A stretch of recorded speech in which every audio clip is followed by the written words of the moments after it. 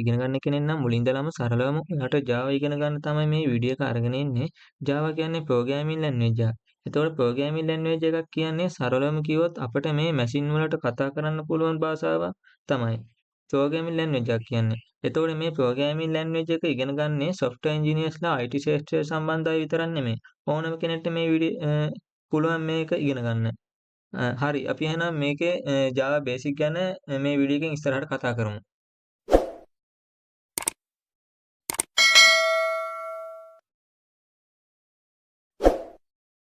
මේ තියෙන්නේ අද වීඩියෝ එකෙන් අපි කතා කරන්න යන දේවල්. මොකද ප්‍රෝග්‍රෑමින් ලැන්ග්වේජ් එකක් කියන්නේ, කම්පයිලර් එකක් කියන්නේ, Java කියන්නේ. ඇයි අපි Java ඉගෙන ගන්න ඕනේ සහ Java platform independent විදිහයි ඒ වැඩේට භාවිත කරන JVM එක කියන්නේ මොකක්ද කියලා අපි අද බලමු. මොකද මේ ප්‍රෝග්‍රෑමින් ලැන්ග්වේජ් එක කියන්නේ. ඔයගොල්ලෝ දන්නවා අපිට තේරෙන ඉංග්‍රීසි, තමිල්, සිංහල වගේ භාෂාවල් කම්පියුටරයට තේරෙන්නේ නැහැ. කම්පියුටරයට තේරෙන්නේ වෙනම භාෂාවක්. ඒකට අපි කියනවා මැෂින් ලැන්ග්වේජ් එක කියලා. මේ මැෂින් ලැන්ග්වේජ් එක අපිට තේරුම් ගන්න භාෂාවකුත් නෙමෙයි. දැන් ඒතර ප්‍රශ්නයක් තියෙනවා අපිට තේරෙන භාෂාව කම්පියුටරයකට තේරෙන්නේ නැහැ. කම්පියුටරයකට තේරෙන භාෂාව අපිට තේරෙන්නේ නැහැ. අපිට මොකක් හරි වැඩක් කරගන්න ඕන වුණාම කොහොමද කම්පියුටරයකට කියලා කරවගන්නේ කියලා.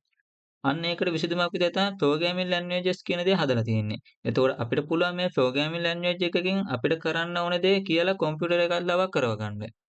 එතකොට දැන් අය ප්‍රශ්නක් තියෙනවානේ මං කියන්නේ කම්පියුටර් එකට තේරෙන්නේ මැෂින් ලර්නින් එක විතරයි කියලා.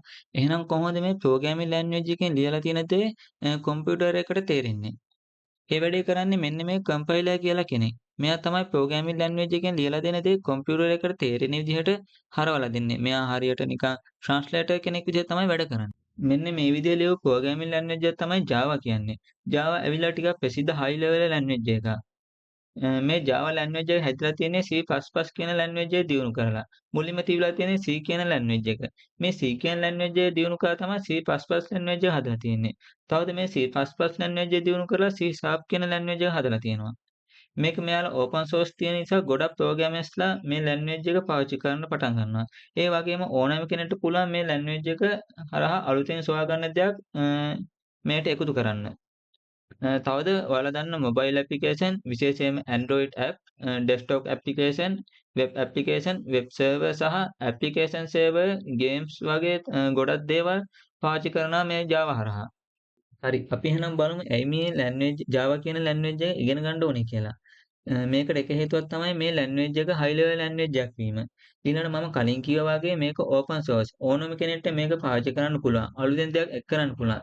තවද ලෝකේ ඉන්න ගොඩක් ඩෙවලොපර්ස්ලා මේ ලැන්ග්වේජ් එක යූස් කරන නිසාම මේක ගොඩක් ප්‍රසිද්ධ ලැන්ග්වේජ් එකක් වෙලා තියෙනවා. මේක යූස් කරන පිරිස වැඩි නිසාම Java වලට හොඳ community support එකක් තියෙනවා. තවද මේ Java ලැන්ග්වේජ් එක ගොඩක් secular, fast ඒ වගේම powerful ලැන්ග්වේජ් එකක්. Java එයාගේ parent language එක C++ වලටයි C# වලටයි ගොඩක් ආසන්න ලැන්ග්වේජ් එකක්. ඊළඟට මේ Java ඉගෙන ගන්න හොඳම හේතුවක් තමයි එයාගේ මේ platform independent එක කියන page එක. අපිට Java application එක ඕනෑම platform එකක ඒ කියන්නේ Windows, Mac, Linux මේ ඕනෑම එකක run කරන්න පුළුවන්. හරි අපි බලමු Java platform එක independent වෙන්නේ කොහොමද කියලා. මම කලින් කියලා තිබ්බා වගේ සාමාන්‍ය ප්‍රෝග්‍රෑමින් ලැන්ග්වේජ් එක කම්පයිලර් කෙනෙක් ඉන්නවනේ. මේ කම්පයිලර් කරන්නේ අපි ලියන ප්‍රෝග්‍රෑම් එක ඒ කියන්නේ සෝස් කෝඩ් එක එයා ඉන්න OS එක තේරෙන භාෂාවට හරවලා දෙන එක. ඒ කියන්නේ හිතන්නකො අපි අපේ ප්‍රෝග්‍රෑම් එක ලියුවේ Linux එකෙන් කියලා. එතකොට මේ කම්පයිලර් කරන්නේ අපේ සෝස් කෝඩ් එක Linux වලට තේරෙන විදිහට හරවලා දෙන එක. හැබැයි අපේ Java ලැන්ග්වේජ් එකේ කම්පයිලර් එක මීට වඩා ටිකක් වෙනස්. එයා අපේ සෝස් කෝඩ් එක කෙලින්ම අර මැෂින් ලැන්ග්වේජ් එකට හරවලා දෙන්නේ නැහැ. එයා මුලින්ම කරන්නේ බයිට් කෝඩ් එක කියලා තියෙන අතරමැදි අවස්ථාවක අපේ සෝස් කෝඩ් එක හරවලා දෙන එක. හරි. මේ අතරමැදි අවස්ථාව කම්පයිලර් කියලා මොකක්ද ඇති වාසිය? අන්න ඒකට තමයි අපේ JVM එක. එහෙම නැත්නම් Java Virtual Machine එක ඔන් වෙන්නේ. අපේ Java virtual machine එක කනෙක්ට් කරලා තියෙන්නේ මෙන්න මේ බයිට් කෝඩ් එක අරගෙන. ඒක රීඩ් කරලා එයා එන OS එකට තේරෙන භාෂාවට හරවලා දෙන එක. ඒත් එහෙම කරා කියලා Java කොහොමද platform independent වෙන්නේ? හරි. අපි දැනට තියෙන හැම OS එකකම වගේම ගොඩක් ඉලෙක්ට්‍රොනික උපකරණ වල මේ JVM එකක් තියෙනවා. එතකොට මේ ඕනෑම මැෂින් එකක ඉන්න JVM එක කරන්නේ එයාට හම්බෙන බයිට් කෝඩ් එක රීඩ් කරලා එයා එන මැෂින් එකට තේරෙන භාෂාවට හරවලා දෙන එක.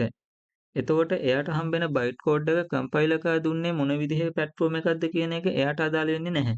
එයා කරන්නේ කෙලින්ම බයිට් කෝඩ් එක අරගෙන එයාගේ මැෂින් එකට තේරෙන භාෂාවට හරවන එක විතරයි. මෙන්න මේ JVM එක නිසා තමයි එතකොට අර අපි හදන බයිට් කෝඩ් එක ඕනෑම මැෂින් එකකට තේරෙන විදිහට කරගන්න පුළුවන් වෙන්නේ. අන්න ඒ නිසා තමයි අපි කියන්නේ Java program එකක් platform independent කියලා. එයා මොන විදිහේ platform එකක් කම්පයිලර් කරත් එයා JVM එකක් තියෙන ඕනෑම platform එකකදී run කරන්න පුළුවන්. හරි අපි මෙහෙම බලමු. ඔන්න Java code එක run කරනකොට දේවල් දෙකක් තියෙනවා.